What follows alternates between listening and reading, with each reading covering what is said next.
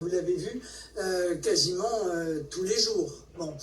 Je note que le parquet est extrêmement outrancier dans ses réclamations, notamment la réclamation de l'exécution provisoire qui frappe de manière,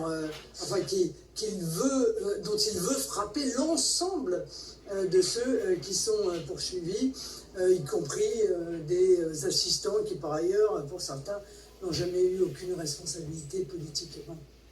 Laurent Neumann, vous suivez l'actualité politique depuis des années. C'est vrai que cette émotion, elle a les yeux rougis. Enfin, cette émotion chez Marine Le Pen, on ne l'attendait pas. Après tout, elle est tous les jours dans ses salles d'audience. Elle se doutait peut-être que les réquisitions allaient être sévères à son endroit. Et là, ce soir, peut-être qu'elle réalise qu'elle ne sera peut-être pas la candidate du RN à l'élection présidentielle de 2027, l'aboutissement d'une vie politique. Oui, on lit sur son visage quasiment un livre ouvert ce soir. Il y a de l'abattement, évidemment.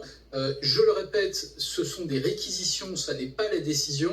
Mais si le tribunal devait suivre ces réquisitions, et notamment sur la question de l'inéligibilité avec exécution provisoire, ce serait le scénario le plus terrible, celui que ne voulait même pas envisager Marine Le Pen, celui qui l'empêcherait d'être candidate à quelque mandat que ce soit, et singulièrement à la présidence de la République en 2027. Ou avant, d'ailleurs, s'il devait y avoir des élections présidentielles anticipées.